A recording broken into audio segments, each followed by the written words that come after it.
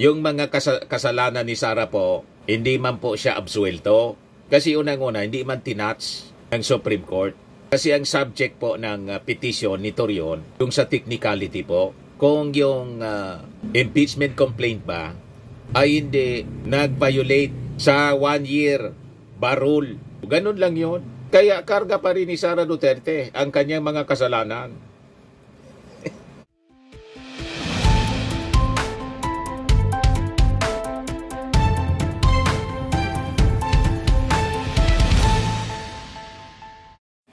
Hello po mga kababayan, si Dante Maravillas, vlogger, broadcast journalist from Alpine. Pag-usapan po natin yung naging desisyon ng Supreme Court. Maraming nalungkot, marami din na natuwa. Alam na ninyo kung sino yung nalungkot, sino naman po yung natuwa. Ikaw, Mr. Maravillas. Natutuwa tayo kasi lalong uminit yung balita.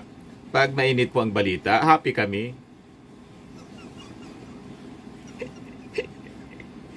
Alam ba ninyo na ganyan po kami na mga journalist? Kasi pag babloy, sabi nga dito sa amin, matamlay ang mga balita, matamlay din po kami.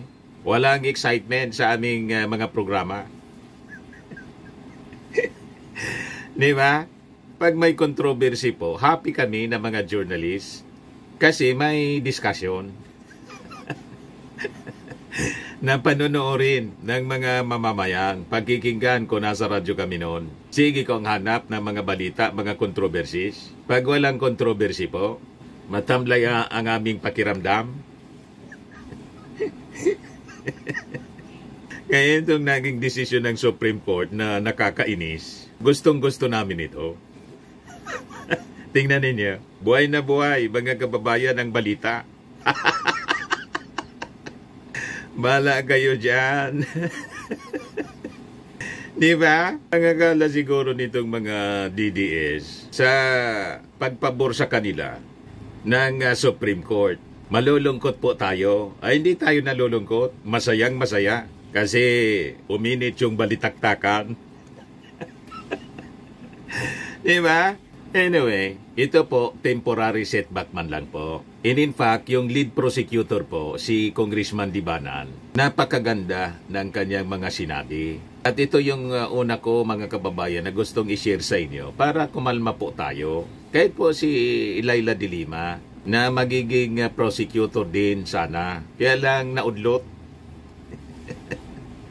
Temporary setback man lang po ito, mga kababayan. At on technicalities, yung decision po ng Supreme Court, hindi man po naabsuelto. Tama si Laila de Lima.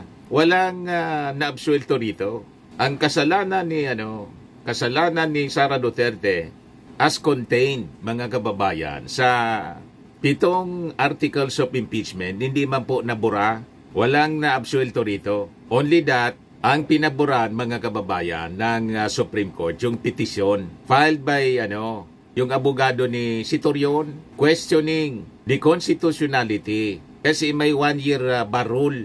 4 kasi po na mga impeachment cases yung final. Sa totoo lang po, talagang may problema din yung Congress. And in fact, it is acknowledged by the lead prosecutor with the decision of the Supreme Court. Yan po, lead prosecutor in BP Sara impeachment case reacts to Supreme Court decision. Sabi po ni Congressman 4-piece party list Congressman Marcelino Nonoy Libanan, yung accountability niya ni Sara Duterte has merely been deferred, not denied. Na-deferred lang po, hindi siya denied.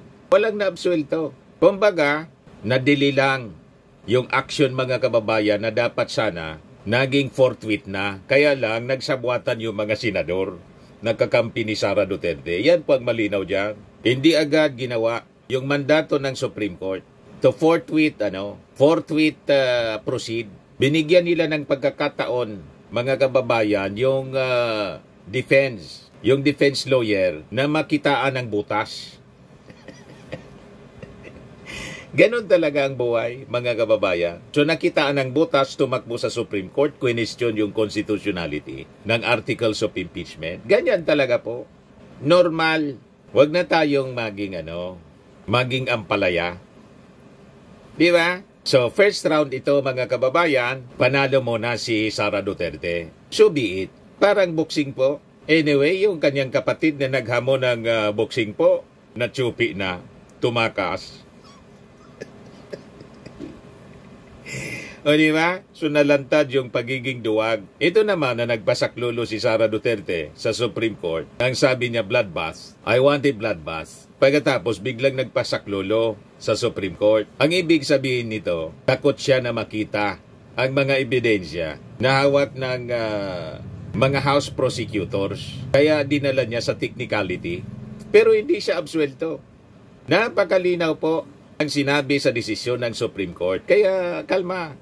Yan napakalinaw. The Supreme Court has ruled that the House impeachment complaint versus VP Sara Duterte is barred by the one-year rule and that due process or fairness applies in all stages of the impeachment process.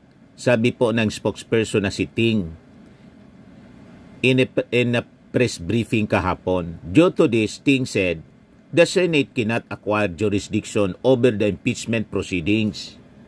Madaling sabi, yung schedule po ng Senadong August 4, malamang hindi na po matuloy. Although may mga senador na nagsasabi, they will proceed, pero medyo malabo na siguro.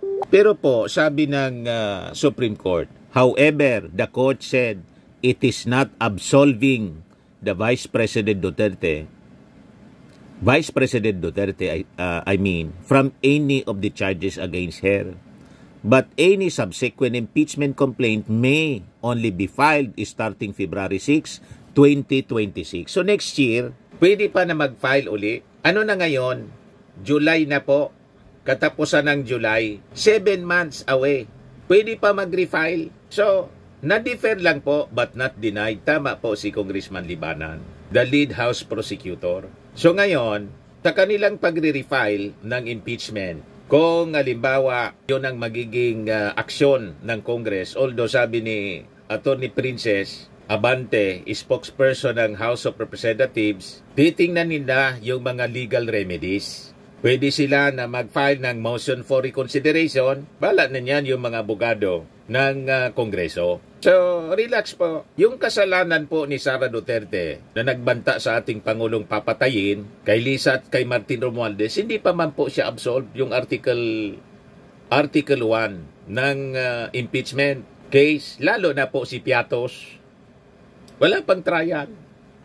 At hindi man yun naging subject ng petition sa Supreme Court ni Torion, kundi yung technicality. Kasi nga po, takot na takot po ang kampo ni Sara, si Sara mismo, takot na bumulwak ang gabundok ng mga ebidensya laban sa kanya na nakapalaman sa articles of impeachment. Lalo na po, mga kababayan, yung mabuksan yung kanyang bank accounts.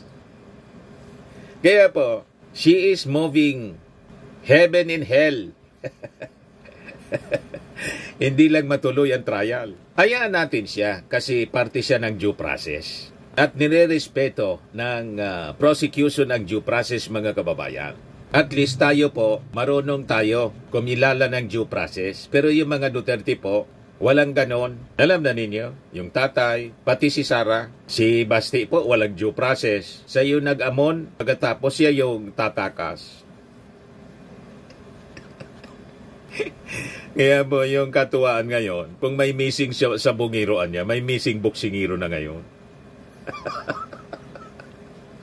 Di ba? So, hindi dapat tayo malungkot, mga kababayan. Deferred lang, sabi ni not denied, deferred lang.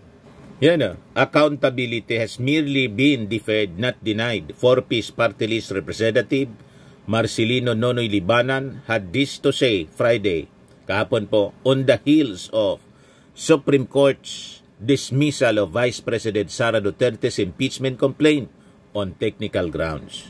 The Supreme Court unanimous decision, sabi po niya, to halt the impeachment proceedings against Sara on the basis of the constitutional one-year bar on multiple complaints underscores the need to strengthen and clarify our impeachment procedures. Sabi po ni Libanan, the lead House prosecutors, in the impeachment case. So ito anya yung pagkakataon natin na i-review natin yung ating rules at palakasin. Very positive po yung pananaw ng lead prosecutor. Ganun dapat. So sabi niya, as a member of the House of Representatives in the impeachment prosecution panel, I fully respect the court's ruling. It is important anya to underscore, however, that the decision rests on procedural grounds and does not touch on the merits of the allegations. Accountability in public service has not been denied, only deferred, sabi po ng veteranong congressman. Yung mga kasalanan ni Sara po, hindi man po siya absuelto. Kasi unang-una, hindi man tinatch ng Supreme Court. Kasi ang subject po ng petition ni Torion, yung sa technicality po, kung yung impeachment complaint ba ay hindi nag-violate sa 1 year bar rule. Ganun lang yun. Kaya karga pa rin ni Sara Duterte ang kanyang mga kasalanan. Kumbaga, kung sa amoy, yung baho niya sa katawan nakadikit pa rin. Hindi pa rin siya nakapaligo. In simple explanation, in simple term, yung nag-aalingasaw na baho ni Sara na nakapalaman doon sa 7 articles of impeachment, nandyan, nakadikit, nakapulupot pa rin sa kanya. Nakadikit sa kanyang katawan. Hindi pa man siya napaliguan, nangangamoy pa rin piatos.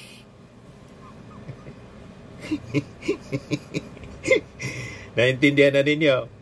Huwag malungkot. Ako nga tuwang-tuwa ko. Bakit? Kasi pag wala na si Sara po sa political scene, hindi na masaya ang discussion dito sa ating vlogging.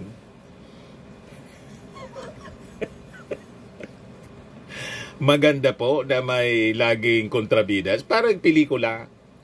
Ang pelikula po, pag hindi maayos yung ginagampan ng papel, hindi maganda po yung hindi exciting yung pelikula.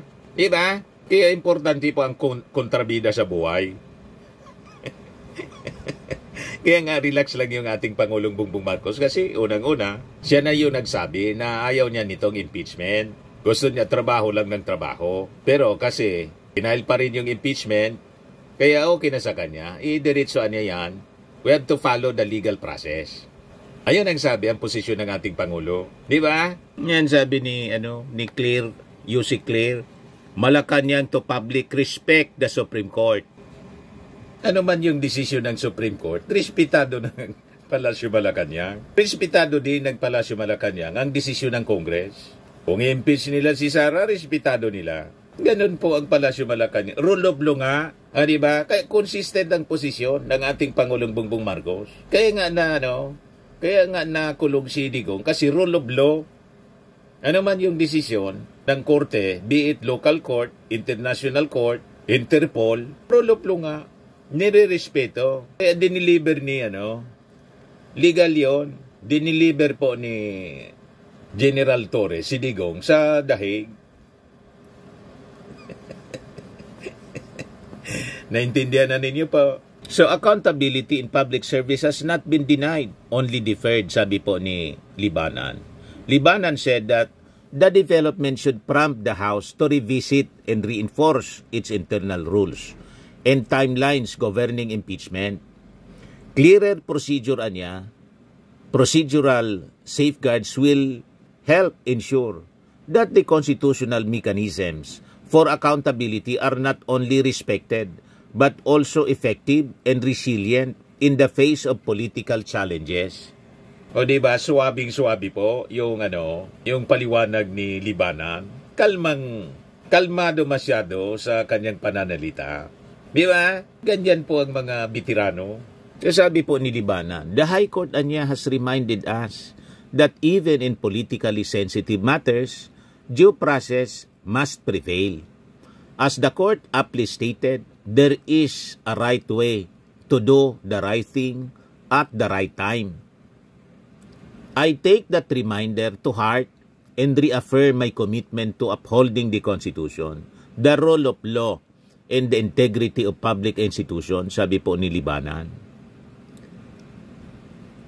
He subsequently vowed, "We will carefully study the full decision and determine the appropriate next steps in line with our legislative mandate and duty to the Filipino people." So tuloy po ang impeachment laban kay Sara Duterte. Hindi man pwedeng tulugan na lang po at manghina na yung Congress. Hindi na po papanagutin ang dapat managot. Hindi po ganon ang mindset ng Congress. Kung may konting problema po doon sa procedure ng pag-file ng impeachment complaints, aayusin lang po nila yon. Then, by February, siguradong ma-impeach uli si Sara. Di ba? 7 months from now. Ang bilis po ng panahon. O ngayon, ganun din po yung naging pahayag, mga kababayan ni Laila de Lima. Sabi po ni Laila de Lima, walang naburang kasalanan. De Lima tells pro-impeachment Pinoys not to fret, do not be anxious, do not be troubled. Huwag mag-alala, don't worry. Walang naburang kasalanan. Hindi absuelto si Sara. Yung baho ni Sara, nakadikit pa rin sa kanyang katawan.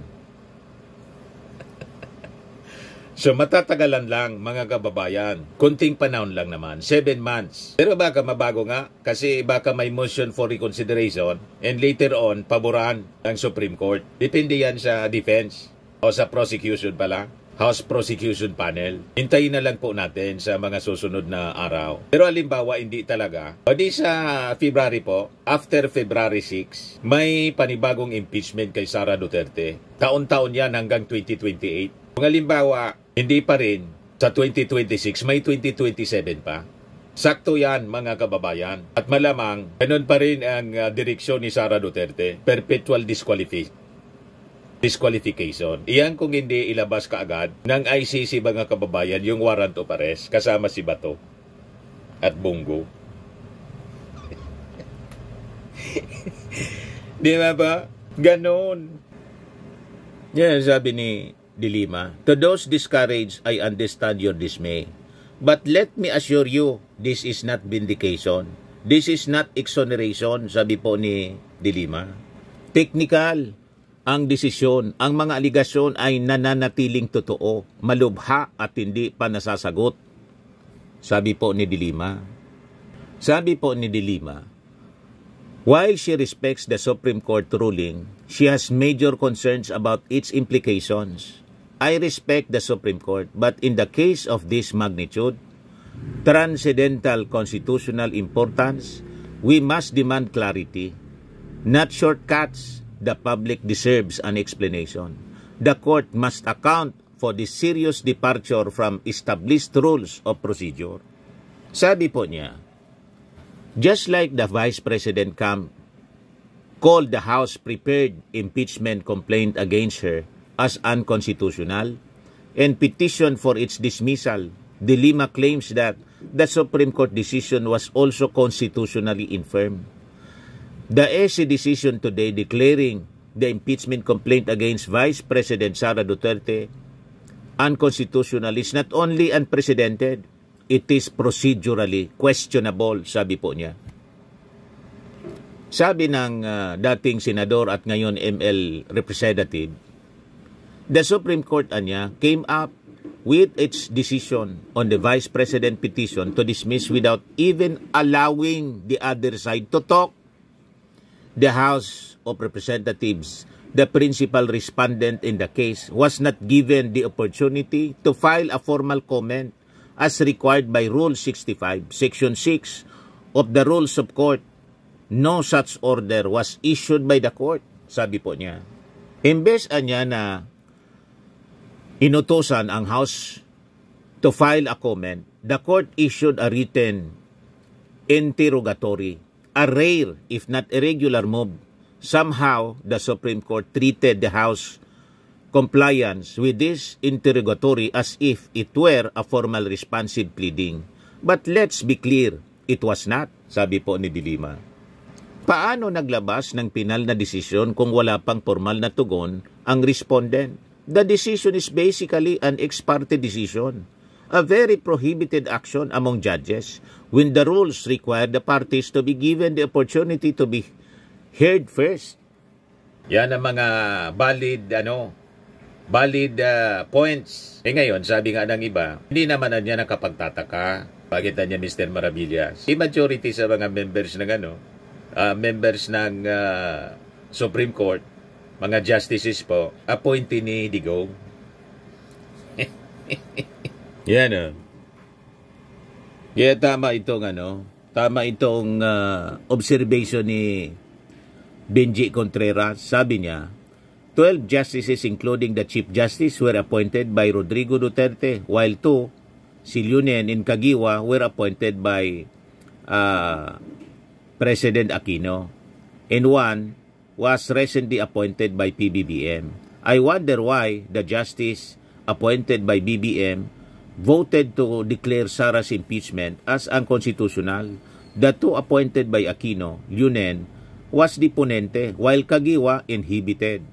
Remember, Leonen was also the ponente in dismissing the pet protest of PBBM versus Leni Robredo on February 2021.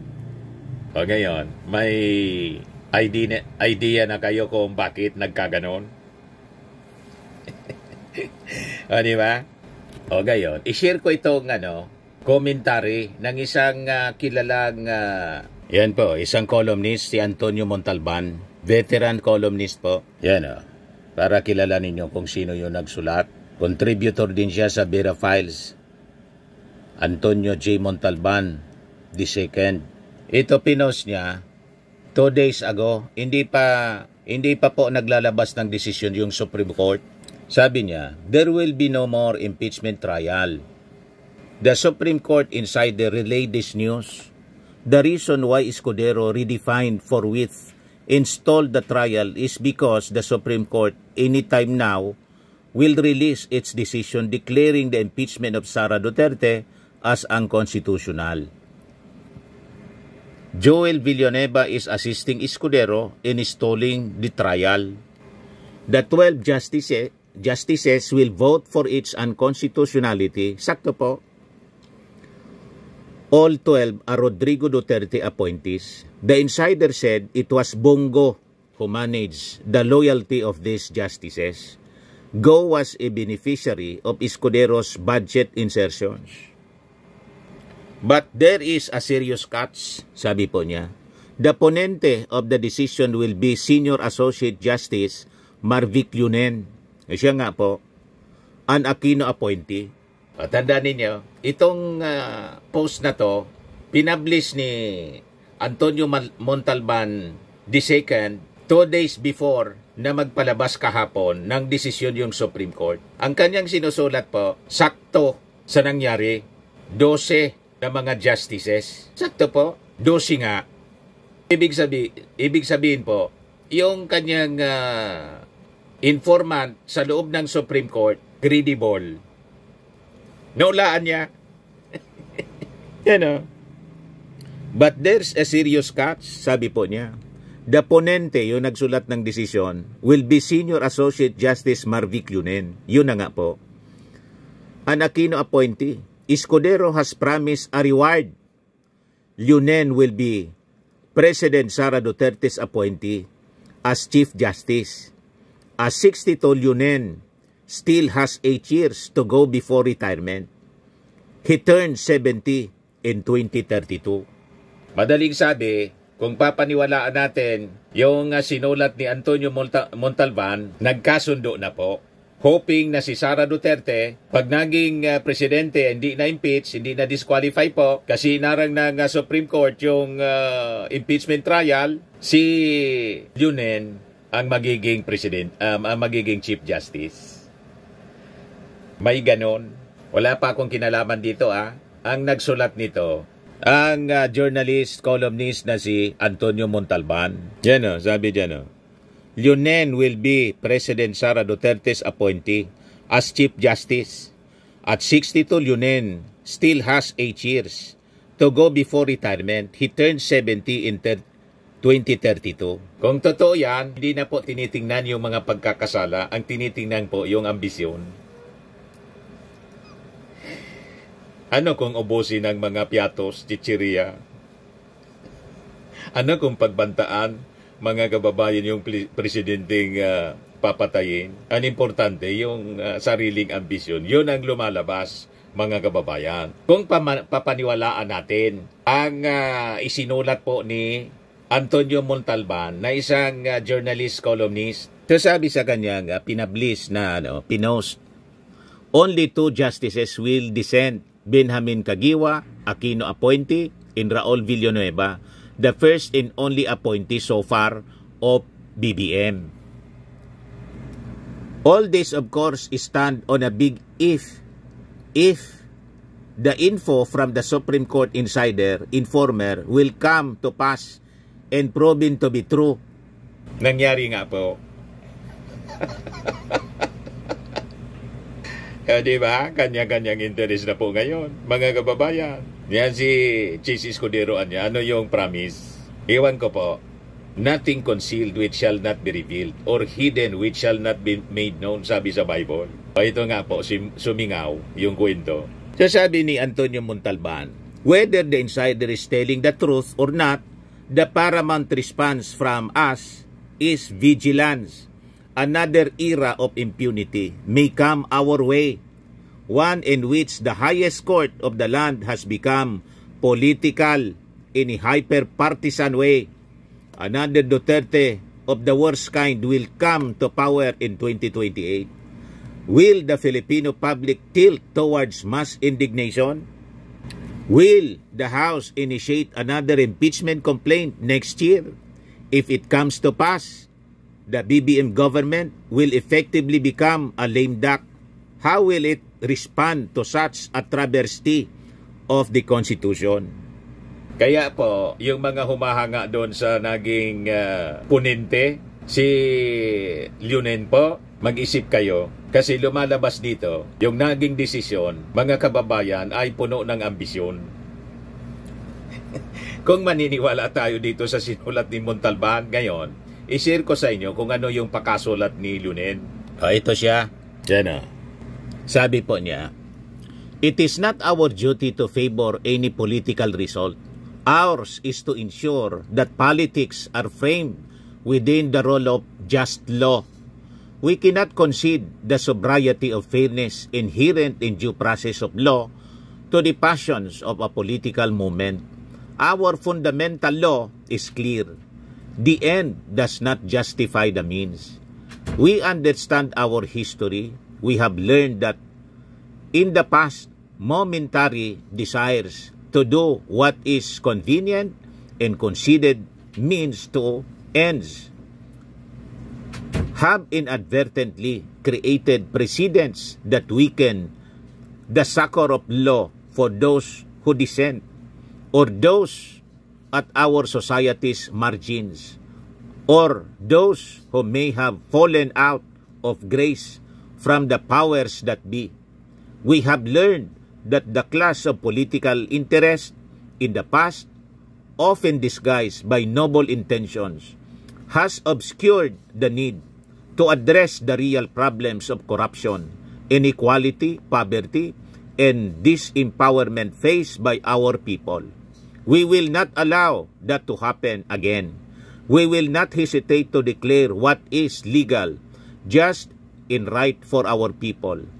There is a right way to do the right thing at the right time. This is what the rule of law, the role of just law means. This is what fairness or due process of law means even for impeachment. Yan ang sabi po ng ponente, Senior Associate Justice Marvic Lunen. O ngayon, dahil sa kwento na nakuha sa insider sa Supreme Court ni Antonio Montalban II, naniniwala pa kayo na walang politika? Tulad ng sinasabi ng ponente ng desisyon para i-declare na declaring impeachment process, impeachment articles of impeachment ang constitutional. Naniniwala pa kayo sa mga sinulat ni Marvic Lunen? Ano tingin ninyo po, mga kababayan? Ako nag-share lang ako ng kwentong ito kasi ito yung lumalabas sa mga post ngayon. Sinishare ko lang po. Ako wala mang komento. Nagtatanong lang po. Naniniwala pa kayo kay Marvic Lunen? sa mga sinabi niya? Doon sa sinulat niya sa desisyon? Ayan ang tanong. Sa totoo lang, mas naniniwala ako sa sinabi ni Atty. Jesus Falsis. Yan o. Sabi niya kahapon, mga kababayan, Justice Lunen no longer progressive. Alamin natin kung bakit nasabi yun ni Atty. Jesus Falsis. Sabi dito sa abogadonews.com, Lawyer Jesus Falsis criticized the decision penned by Supreme Court Senior Associate Justice Marvic Lunen, nullifying the impeachment of Vice President Sara Duterte, calling it wrong. Falsi said that with the decision, which was concurred in unanimously by 12 other justices, Lunen can no longer be considered a progressive. This is not the first bad or wrong decision written by Supreme Court Justice Marvic Lunen, he said in a Facebook post. In the ruling, the Supreme Court said it was not its duty to favor any political result. Rather, it must ensure that politics are framed within the rule of law, the rule of just law, it said. Yan ang post ni Jesus Falsis 19 hours ago. This is not the first bad or wrong decision written by Supreme Court Justice Marvic Lunen. He can no longer be considered a progressive. May punto, mga kababayan, si Atty. Jesus Falsis. Lalo't sumingaw itong kwento galing sa Supreme Court Insider as published, mga kababayan, by Antonio Montalban II. Ano sabi? The ponente of the decision will be Senior Associate Justice Marvic Lunen, an Aquino appointee. Escudero has promised a reward. Lunen will be President Sara Duterte's appointee as Chief Justice. At 62, Lunen still has 8 years to go before retirement. He turned 70 in 2032. 12 justices will vote for its unconstitutionality. All 12 are Rodrigo Duterte's appointees. The insider said it was Bongo who managed the loyalty of these justices. Go was a beneficiary of Escudero's budget insertions. Parang gusto ko nang maniwala, pero hindi mo na ako, mga kababayan, maniniwala sa mga pag-aralan natin munang mabuti. Hindi ako may sabi niyan pa. Si Antonio Montalban, siya po ang nag-post. Antonio Montalban II, isang journalist, columnist, mga kababayan. Parang credible nga. Parang, hindi ako sigurado. Parang credible ang insider na source sa Supreme Court ni Antonio Montalban. Kasi sumakto sa kanyang mga sinulat. Sinulat niya ito, mga kababayan, na commentary, itong information na nakuha niya 2 days before the release ng desisyon ng Supreme Court. Sakto, swak na swak po. 12 nga na mga justices yung... Yeah, 12 nga. So may maganda palang usapan. Kung maniniwala tayo, kung hindi tayo maniniwala, ang ibig sabihin, nabigyan ng hustisya ang constitutionally infirm. Kaya impeachment case laban kay Sara, kaya tuwang-tuwa po si Sara, tapos mga kalyado niya, tuwang-tuwa. Yan sabi ni Sara, this unanimous decision has once again upheld the rule of law and reinforced the constitutional limits against abuse of impeachment process. Sabi po ni Sara Duterte. Maniniwala ka sa kanyang mga sinasabi kung hindi lumitaw yung kwento ni Antonio Montalban. O diba? Biglang sumingaw yung kwento ni Montalban. Tinan ninyo mga kalyado ni Sara. Nagsalita na ang Supreme Court. Huwag nang pasaway, please. Ito pa yung isang kasabwat.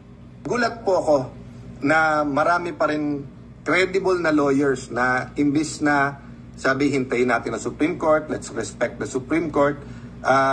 Bago lumabas yung decision, medyo nagsosoft na, medyo tinitira-tira yung Supreme Court, huwag makialam, nung nagtanong ng questions, tapos ngayon, ganun na, meron pa tayong isang, how do I call him, kolumnista at lecturer pero gusto niyang i-project sarili niya as a political analyst. Why do I say project? Kasi nga, kung analyst ka, you analyze, wala kang sides, independent. Pero kung ikaw ay may isang side, propagandist, sinasabi pa kung ilan yung na-appoint ng dating Pangulo sa Supreme Court. Kahit na unanimous ang decision at kahit na nagkaroon ng napakabibigat na kaso, isa po dyan yung hinihingi ni President Duterte na TRO na hindi po siya mapadala sa ibang bansa. So makikita niyo po na medyo toxic at so political ang ating atmosphere na kahit yung final arbiter ng kung ano ang ating konstitusyon at batas at kung tama yung proseso hindi po na-spare sa tira. Ang toxic po, yung kaibigan mo. Kung hindi naging toxic yung kaibigan mo na si Sara Duterte at si Digo, wala itong ganitong uri ng politika. Sino ba yung nagbanta? Sino ba yung lumunok ng confidential funds in 11 days? Di ba malinaw na si Sara Duterte? Ngayon, namimikit kayo kasi kaalyado ninyo. Yan ang problema sa inyo. So kayo ang politika, kayo yung namumulitika. At yung dosing mga appointees ni Digong, that is a fact. Di ba 12 man talaga yung appointee? At yung nagsulat, Dilawan. Ang mga Duterte, hybrid Dilawan. Pag Dilawan, anti-Marcos na tulad ninyo. Alams na. May biglang sumingaw, pero ayaw kong paniwalaan yung kwentong yon. Mga kababayan, gusto ko pa rin bigyan ng mataas na pagrespeto ang Supreme Court despite ng sumingaw. Di ba? Iyong house naman po, nire-respeto. At iyong Palasyo Malacanang, yung desisyon ng Supreme Court kahit may sumingaw na nag-ambisyon. Ayan o. House respects Supreme Court order but check and balance principle at risk. Anyway, sabi naman po ng ilang mga senador na matitino tulad ni Risa Ontiveros, itutuloy nila ang laban. Ito yung statement ni Senator Risa Ontiveros. With all due respect, nakakadismaya itong biglaang pagpigil ng Supreme Court sa pagdaraos ng impeachment trial laban kay BP Sara Duterte. Maliwanag naman na sinabi ng Korte Suprema na hindi nila pinapawalang sala si BP Duterte at maaring ma-file ang impeachment complaint ulit next year. But we have many disturbing questions about the short-term and long-term consequences of this ruling. Isa sa ipinagtataka natin ay kung paano na-violate ang one-year bar rule. Ngayong iisa lang naman ang kaso na iniakyat sa Senado. Ayon na rin sa desisyon mismo ng Korte Suprema sa Gutierrez versus House of Representatives. As the Supreme Court explained in that decision, the clear consideration behind the one-year bar rule refers to the element of time and not the number of complaints. Sabi nga ng Korte Suprema, the measure of protection afforded by the Constitution is that if the impeachable officer is made to undergo such ride, he or she should be made to traverse it just once. Bukod pa, nakakabahala na tila nagdagdag ng napakaraming requirement ang Korte Suprema para simulan ang proseso ng impeachment. I can only hope that this new ruling will not adversely affect future efforts to hold our highest public officers accountable. Malinaw pa rin ang saligang batas. Public office is a public trust at walang opisyal ang may karapatan sa posisyon. Lahat ng opisyal ng bayan ay may pananagutan sa bawat Pilipino, and the constitutional right of the people to hold their highest officials accountable must always prevail. The people have every right to demand answers. Ipaglalaban natin ito. Ipaglalaban namin ito. So hindi pa po tapos ang boxing. Magsisimula pa lang ang boxing, mga kababayan. Although yung isang boksingero na naghamon, missing boksingero, lumipad. Di ba? Si Amy Marcos, siyempre, tuwang-tuwa para sa kanyang kaibigan na si Sara Duterte na nagbantang papatayin yung kanyang kapatid. Wala siyang pakialam. Itapon yung kanyang tatay sa West Philippines, wala siyang pakialam, basta't magkaibigan na niya tayo. So sabi niya, galangin at respetuhin ang desisyon ng Korte Suprema. Sa mga kasamaan kong senador, trabaho na po tayo at tupagin na natin ang kapakanan ng mamamayan. Awat mo muna sa politika. Yan po ang kapatid ni PBBM na sinusuka na ng mga supporters ng ating Pangulo. You see? Ito pa yung isa pang kaalyado niya, si Robin Padilla. Magkaisa na po tayo. Napakagulo na ng mundo. Ang nanggugulo po sa mundo, yung mga kaalyado mo, sila yung nanggugulo sa ating Pangulong Bongbong Marcos. Kaalyado pagkatapos umiwalay. Kahit sa Israel, yung mga nanggugulo doon, yung mga kaalyado mo. Diba? Yung mga Hamas. Yung Iran. Sila yung nanggugulo. Binabaliktad ninyo. Dito sa Pilipinas, yung kaalyado mo rin sa politika. Sila ang walang tigil sa paninira sa ating Pangulong Bongbong Marcos. Sabang yung naninira, wala mang ginagawa. Nasa dahig. So dapat, Senator Robin, yung statement mo, dapat sinasabi mo yan kay Sara Duterte, hindi sa ating Pangulo o sa administrasyon. Di ba po? Ito pa, yung kasama niya, si Bato. When I moved for the dismissal of the impeachment complaint, BP Sara versus BP Sara, I was guided by the Holy Spirit. When the Supreme Court ruled it as unconstitutional, I'm sure they were guided also by the Holy Spirit. The Holy Spirit defeated the forces of evil. Hallelujah. Hindi man po guided ng Holy Spirit. Kung paniwalaan natin yung sinulat ni Antonio Montalban, guided by Bongo.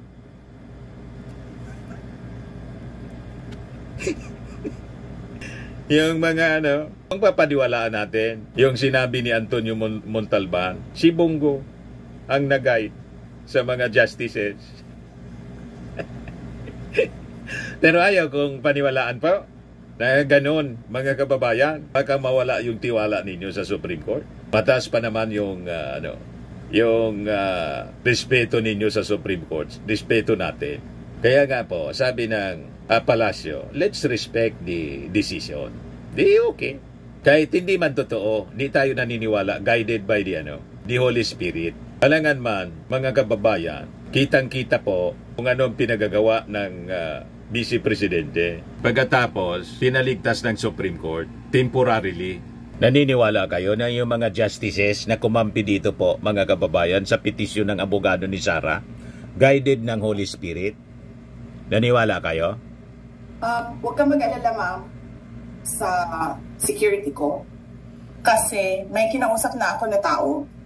Sinabi ko sa kanya, kapag pinatay ako, patayin mo si BBM, si Lisa Araneta, at si Marty Romales. No joke. No joke. Nagdilim na ako, ma'am. Pag namatay ako, sabi ko, huwag ka tumigil ha, hanggang hindi mo mapatay sila. And then he said yes. Naniwala kayo ng mga kumamping justices kay Sara Duterte, guided ng Holy Spirit? Di ba malabo, mga kababayan, yung sinasabi ni Bato de la Rosa? But anyway, si Bato de la Rosa po, sabi ng Executive Secretary, si Docas Bersamin, pag may lumabas na niya na warrant of arrest, pinadaan sa Interpol, the same anya yung gagawin natin. The same with Digong. Kaya, relax lang po tayo, mga kababayan. Sa mga naghanap ng malinis and spacious fitness gym, pumunta lang po kayo sa aming Colossal Fitness Gym. We also offer Grab Car Rental with our brand new 2023 model ng Toyota Innova. We also accept booking for those who are planning to travel via PAL, Cebu Pacific, and other airline companies, local and international, and bills payment for Meralco Bills, PLDT, Aleco Bills, etc. Ang Colossal Fitness Gym is located at 3rd floor Security Bank Building, Lanco Business Park, Legazpi City, Albay. For inquiries, look for Chilon Maravillas. Contact number 0966-802-0949. Yan yung aming Innova. Lagi na pong matao sa amin. Pati mga foreigners po, tingnan ninyo, mga British tourists sila. Ang lalaki ng katawan na, mga kababayan, nag-gym sa amin. Ito naman po, international. Ito mga mga European sila. Ito naman yung bago naming product na binibenta online, Eye Glow Serum. Whitening po siya galing sa South Korea. Tingnan ninyo yung epekto sa aking anak na architect entrepreneur, Riz Maravillas. For inquiries, look for Riz Maravillas on FB. Ito naman po, Firmax Firming and Lifting Cream. Mainam po ito sa mga pains at paninigas ng mga kaso-kasuan. Ito po, Automax Radiant Serum. Sa mukha naman yung application. Anti-aging po siya. You will look 10 years younger than your age. Ito naman po yung bagong product naming binibenta online. I Am Worldwide Amazing Pure Organic Barley Powdered Drink Mix from Australia. Endorsed by Maritoni Fernandez, isa pong cancer survivor. Pwede kayong magnegosyo nito mga kababayan. Marami kami stocks. Mag-message na lang po kayo sa amin. Yan po. Ang mga health benefits niya po, boost immunity, improves digestion, enhance energy levels, packed with antioxidant, prevent cancer. For your business inquiries, dumiretso na lang po kayo sa aking anak na architect entrepreneur, Riz Maravillas. Sa mga mahilig po sa mga imported bags and wallets, dumiretso na lang kayo kay Ma'am Eileen Rosales, Eileen Closet po. Naka-base siya po sa Amerika.